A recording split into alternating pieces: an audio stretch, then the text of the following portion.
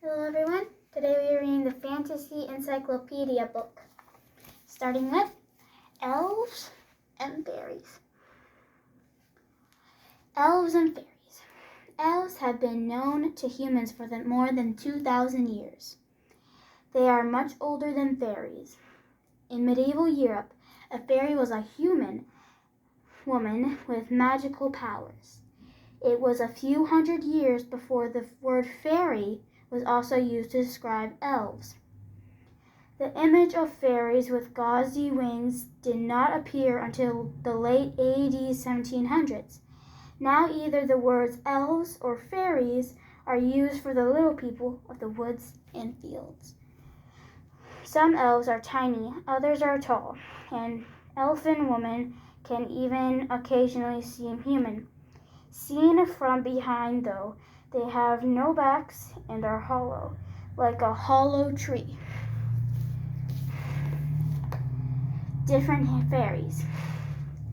Trooping fairies, such as the Patu Parihi of the Marohi of New Zealand, live in trees and appear in mists. Like elves everywhere, they love music and dancing. They will sometimes teach humans how to work magic.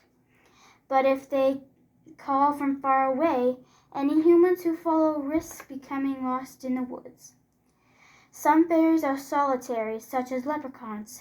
They are very rich, and humans may try to persuade a leprechaun to lead the way across meadows and marshes to a secret stash of gold. He will always trick them into looking away, and he will then vanish, leaving them lost, bewildered, and with no treasure.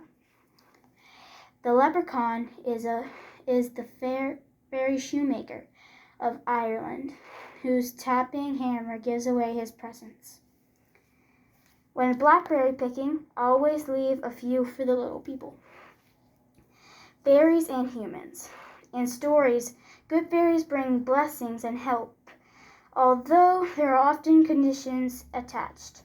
Cinderella must be home by midnight, or her beautiful dress will turn to rags. A farmer who is paid by the fairies for help or provisions must not look at the money until he gets home, or it will turn into dead leaves. Then again, he may be paid in dead leaves that will turn into gold when he reaches home.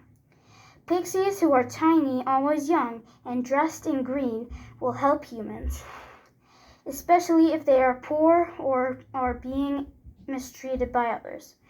However, they can be tricky and mischievous if they are annoyed or not properly rewarded. In fact, to be pixie-led means to be lost. Many little people appreciate a tribute or a gift. Traditionally, people put out a little bread from a new loaf, or when the cows are being milked, allow a little milk to run down on the ground for the little people to take. That's the first chapter of our book. Goodbye.